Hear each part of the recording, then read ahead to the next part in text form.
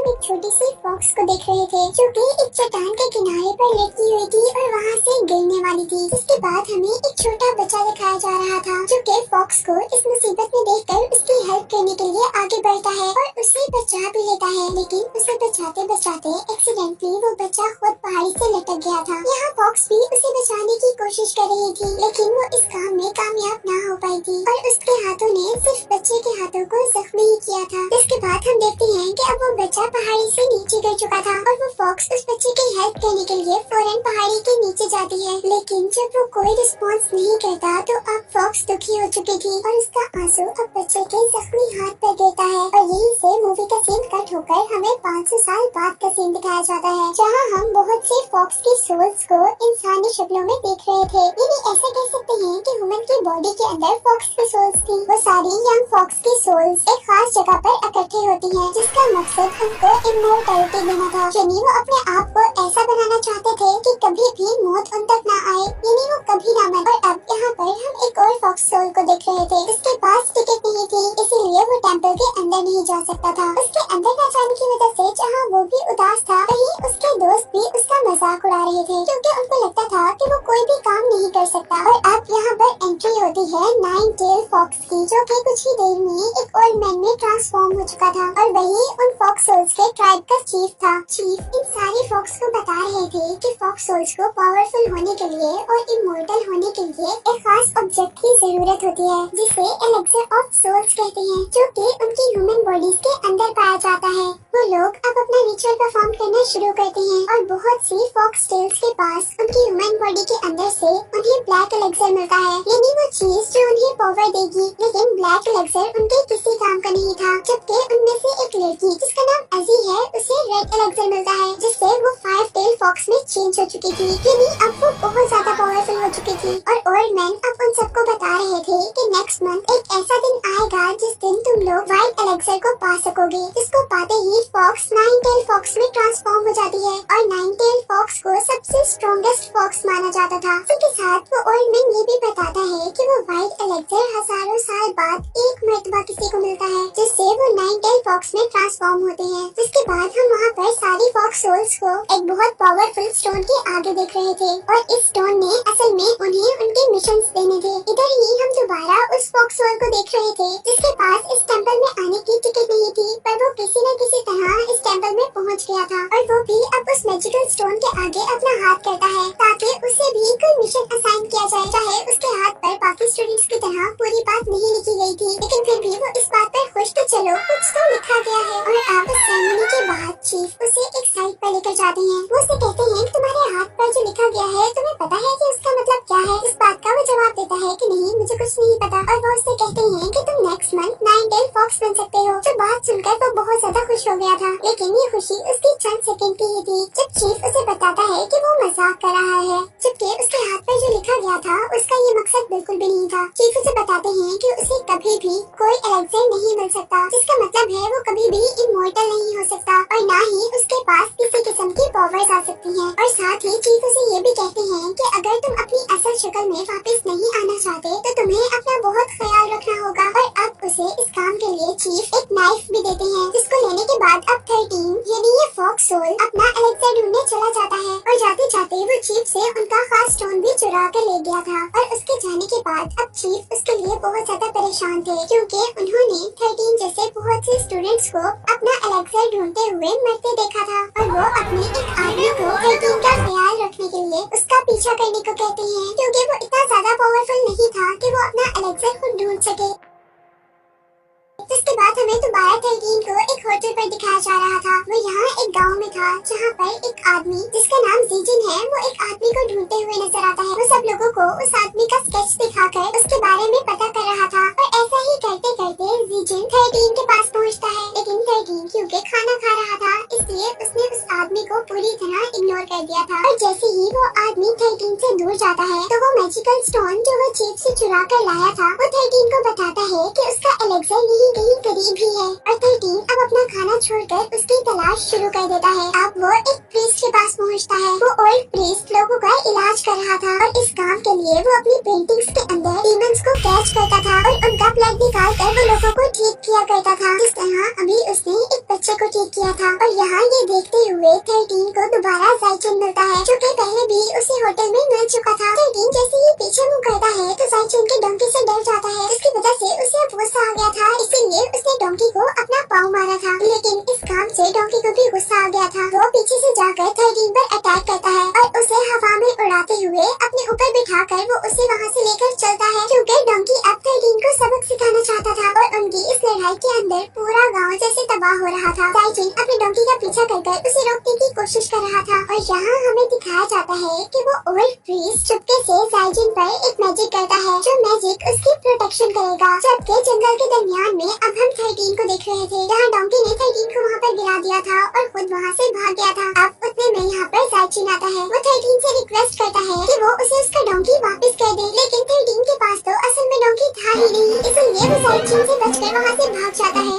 और अब जाइचुन भी उसका पीछा कर रहा था। अब बहुत देर भागने के बाद वो जंगल के बिल्कुल दरमियान में आ चुके थे और दोनों ही बहुत ज्यादा थक चुके थे। वो लोग वहाँ पर बैठकर कुछ देर सांस लेते हैं और अपने पीछे देखते हैं, जहाँ पर उन्हें एक टेंपल नजर आया था। और यहाँ पर आकर अब उस मैजिकल स्टोन ने 13 को बताया था कि जाइचुन ही वो आदमी है जो उसे उसका एलेक्सर दिलवा सकता है। और साथ ही उसे ये भी पता चला था कि जाइचुन गवर्नमेंट जॉब के लिए एक एग्जाम देने वाला है, इसीलिए वो जाइचुन के साथ अब अच्छा बर्ताव करना शुरू कर देता है और उससे प्रॉमिस करता है कि वो सही सलामत उसे शहर ले जाएगा। जिसके बाद जाइचुन 13 को बता रहा था कि वो आदमी जो इस पेंटिंग में है, जिसको मैं तलाश कर रहा हूँ, वो असल में मेरा बड़ा भाई है और ये डोंकी भी मेरे बड़े भाई का ही है। और असल में वो भी यही एग्जाम देने के लिए आए थे। इसके बाद हम रात में 13 को देखते हैं कि वो जाइचुन को मारने वाला था, लेकिन तभी वहाँ पर वो आदमी आता है, जिस आदमी को फॉक्स सोल्स के चीफ ने 13 का ध्यान रखने का काम दिया था। वो आदमी उसे जाइचुन को मारने से मना करता है। वो कहता है कि उसको मारने से अच्छा तुम उसे एक ऐसी जगह पर ले जाओ जहाँ पर उसे कोई उम्मीद ना हो बचने की और वो बहुत ज्यादा डर जाए। और अब नेक्स्ट डे हम उस जगह पर एक डंकी को देख रहे थे, जहाँ पर 13 और जाइचुन ने स्टे किया था। असल में वो भी डंकी नहीं था, वो तो असल में 13 का गार्ड था। लेकिन उसे देखते ही जाइचुन बहुत ज्यादा खुश हो चुका था और इस डंकी के मिलने के बाद वो दोनों मिलकर शहर के लिए सफर शुरू करते हैं। और अनएक्सपेक्टेडली वो दोनों बहुत अच्छे दोस्त बन चुके थे। फिर काफी सफर तय करने के बाद वो एक ऐसी जगह में पहुँचते हैं, जहाँ पर बहुत से स्कॉलर्स उस जॉब की तैयारी कर रहे थे, जिस जॉब की तैयारी जाइचुन भी कर रहा था। इस एकेडमी में पहुंचकर वो लोग एक रात वहीं रहने का डिसाइड करते हैं। और रात में जाइचुन को यहाँ पर एक फ्रॉग दिखता है, जो कि हर जंप पर जमीन पर गोल छोड़ रहा था। उसे देखते ही 13 को अब लालच आ गई थी और वो उसका तब तक पीछा करता है जब तक वो फ्रॉग उसे इस एकेडमी के ओनर तक नहीं ले आता। उस एकेडमी का ओनर एक पूल के पास बैठा हुआ था और अचानक उस पॉन्ड में से फ्रॉग की टंग निकलकर 13 पर अटैक कर देती है और उसे अपने साथ पानी में खींच लेती है। जबकि यहाँ पर हम जाइचुन को भी देख रहे थे, जिसका सामना अब एक बहुत बड़े फ्रॉग से हुआ था। वो उससे किसी न किसी तरह बचने की कोशिश कर रहा था कि तभी यहाँ पर उसकी हेल्प करने के लिए 13 भी आ जाता है। और किसी न किसी तरह वो जैसे ही फ्रॉग की टंग से बचते हैं तो फ्रॉग अब उनके ऊपर अपनी भूख से अटैक करता है, जिसकी वजह से वो लोग तूफान की तरह उड़ते हुए दूर जाकर गिरे थे। वो लोग उस फ्रॉग से छुपते छुपते एक जगह पर आ जाते हैं, लेकिन वो ज्यादा देर फ्रॉग से ना बच पाए थे।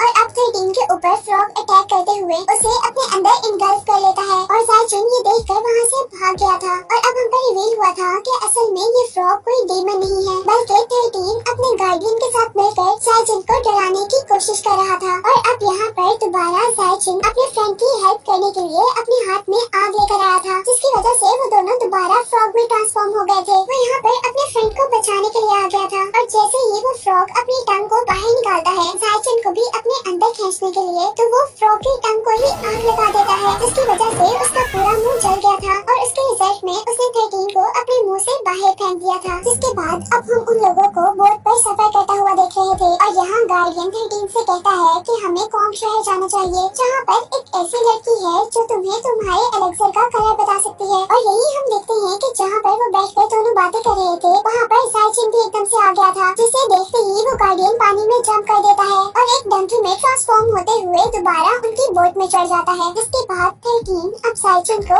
अपनी असलियत बताता है। वो उसे बताता है कि वो कोई इंसान नहीं है, बल्कि वो एक फॉक्स सोल है। अब ये बात सुनकर जाइचुन अब बहुत ज्यादा डर चुका था, लेकिन यहाँ पर 13 उससे प्रॉमिस करता है कि वो उसे नहीं खाएगा। जिसके बाद जाइचुन भी खुशी खुशी उस पर ट्रस्ट कर बाहर निकलता है और उसके सारे जख्मों पर मेडिसिन लगाता है। और अब हम उन लोगों को बातें करते हुए देख रहे थे, जहाँ पर जाइचुन 13 को बता रहा था कि वो हमेशा से डाउरिन नाम के एक शख्स को मिला मिलना चाहता है जो कि उसका रोल मॉडल है। और इन बातों के दरमियान हम आखिरकार उन दोनों को उनके डेस्टिनेशन यानी कॉन्ग सिटी में देख रहे थे। और यहाँ वो लोग एक ऐसी जगह पर जाते हैं जहाँ पर बहुत ही प्यारी प्यारी लेक उनका वेलकम करती है। और यहाँ इस जगह के अंदर 13 को अपना गार्डियन एक औरत की शक्ल में नजर आया था। और वो लोग जायचिन को यहाँ पर इसलिए लेकर आए थे क्योंकि जायचिन से 13 को अपना एलेक्सर मिलना था, यानी वो चीज मिलनी थी जिससे वो बहुत पावरफुल फॉक्स बन सकता था। और जैसा मैंने पहले बताया था कि एलेक्सर्स के कुछ कलर्स होते हैं जिनके अकॉर्डिंग ही उन्हें पावर दी जाती है। तो ये लड़की असल में जायचिन को देखकर 13 को उसके एलेक्सर का कलर ही बताने वाली थी। यहाँ दो लोग आकर जायचिन को ये कहकर यहाँ से ले जाते हैं कोई आपका इंतजार कर रहा है। और अब जायचिन पहुँचता है उसी लड़की के पास जिसका मैं पहले जिक्र कर रही थी। उसका नाम यांगलिन था और वो बहुत ही खूबसूरत थी। वो जायचिन को अपनी तरफ अट्रैक्ट करने की कोशिश करती है, लेकिन जायचिन उसके करीब जाना नहीं चाहता था क्योंकि इस तरह करने से वो जायचिन के करीब जाकर एलेक्सर का कलर मालूम करना चाहती थी। लेकिन जैसे ही वो उसके पास जाती है तो कोई मैजिकल पावर उसे वहाँ से बहुत दूर धकेल देती है। और ये असल में वही पावर थी जो कि प्रीस्ट के मैजिक से जायचिन के ऊपर आई थी। यहाँ जायचिन को फील होता है कि वो यांगलिन से प्यार करने लगा है, इसलिए वो उसे शादी के लिए प्रपोज कर देता है। लेकिन यांगलिन उसकी बातों में बिल्कुल भी इंटरेस्टेड नहीं थी, बल्कि वो उसकी बॉडी को ऐसे देख रही थी जैसे वो उसकी बॉडी को स्कैन कर रही हो। पर क्योंकि जायचिन के ऊपर प्रीस्ट ने एक मैजिक किया हुआ था, इसीलिए वो उसकी बॉडी से कुछ भी नहीं देख पाई थी। और जब यहाँ पर जायचिन सो जाता है तो वो 13 के पास जाती है और उसे बताती है कि उसे जायचिन की बॉडी पर कुछ भी नजर नहीं आया, इसीलिए वो उन्हें उनके एलेक्सर का कलर नहीं बता सकती। और नेक्स्ट सीन में अब हम यांगलिन को तड़पता हुआ देख रहे थे और इस बारे में हमें पता चला था कि असल में यांगलिन की सोल एक फ्लावर के अंदर है और ये फ्लावर उसके गार्डियन के पास है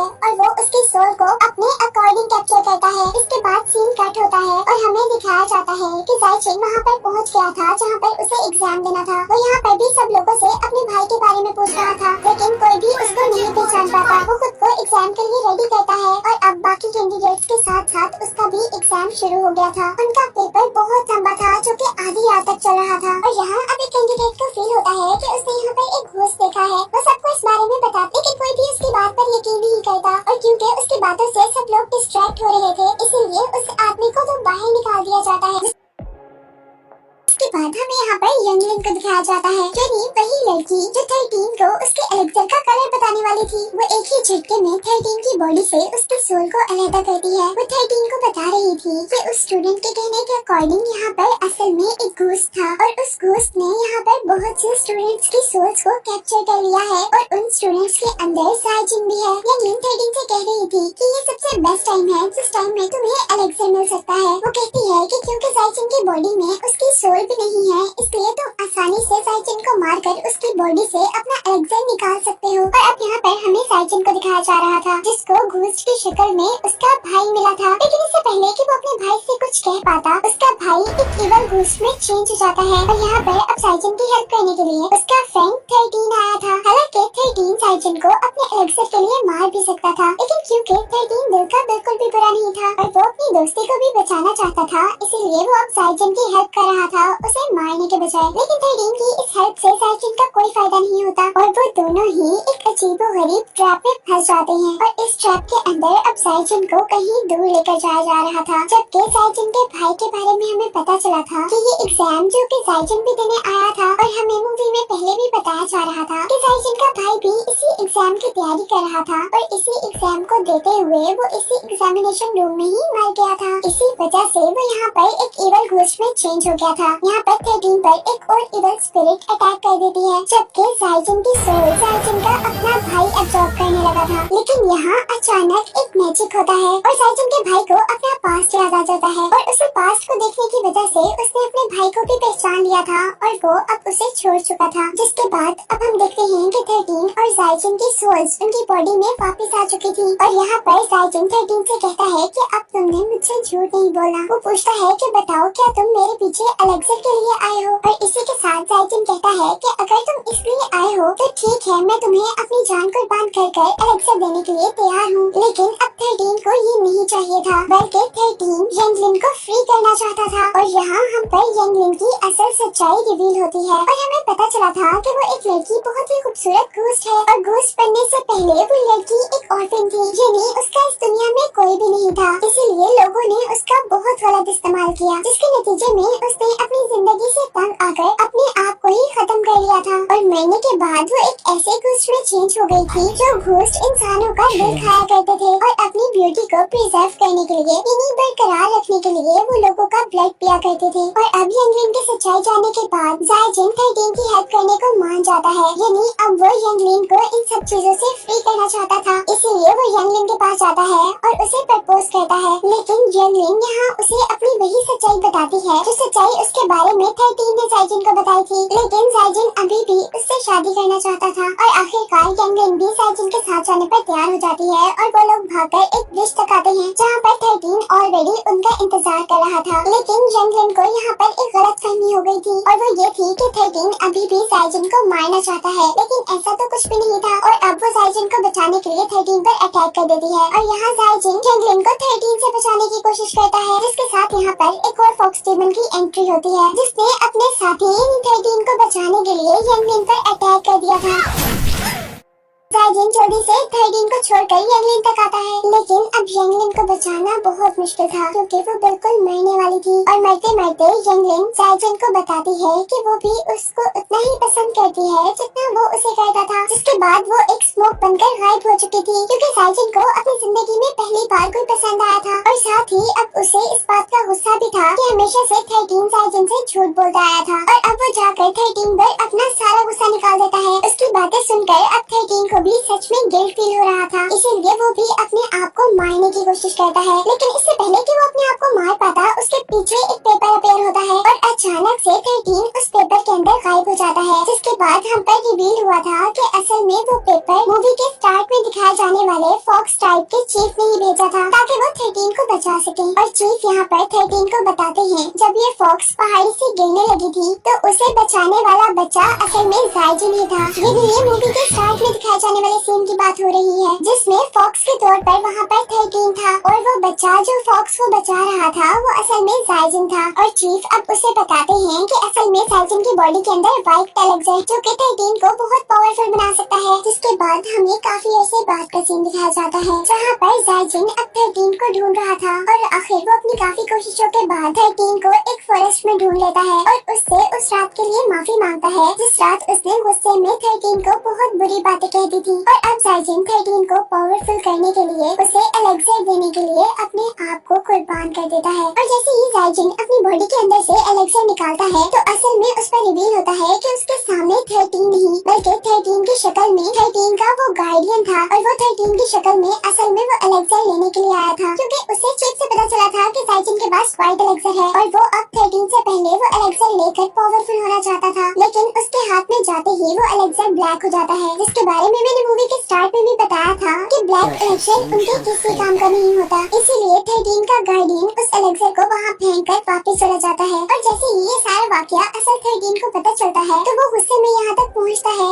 अपने फ्रेंड की जान का बदला लेने के लिए। और यहाँ आते ही वो अपने गार्डियन से लड़ने लग गया था, लेकिन क्योंकि 13 का गार्डियन एक 6 टेल फॉक्स था इसलिए वो 13 से ज्यादा पावरफुल था और उसने बहुत आसानी से 13 को मार गिराया था। अब मरते हुए 13 अपने फ्रेंड जायजिन के बारे में ही सोच रहा था और सोचते सोचते उसका हाथ उस एलेक्सर तक लगता है जो कि जायजिन की बॉडी से निकला था। और हैरत अंगेज तौर पर वो एलेक्सर अब व्हाइट एलेक्सर में चेंज हो जाता है, जिसकी वजह से शॉबाई न सिर्फ जिंदा हुआ था बल्कि एक पावरफुल 9 टेल फॉक्स में चेंज भी हो गया था। और अब वो इस वक्त का सबसे पावरफुल फॉक्स बन चुका था। और अब जैसे ही वो अपने गार्डियन को जान से मारने वाला था तभी उसे जायजिन का ख्याल आता है जो कि चाहता था कि 13 एक अच्छा फॉक्स बने और वो अब गार्डियन को जिंदा छोड़ देता है। जिसके बाद रील से सीन कट होता है और हमें दोबारा जायजिन को दिखाया जा रहा था। यहाँ थोड़ी कंफ्यूजन ये है कि जायजिन तो पहले मर चुका था और वो वाकई में ही मर गया था, लेकिन उसके जिंदा होने के पीछे रीजन ये थी कि 13 ने अपनी सारी इमोर्टैलिटी जायजिन को जिंदा करने में लगा दी थी और अपने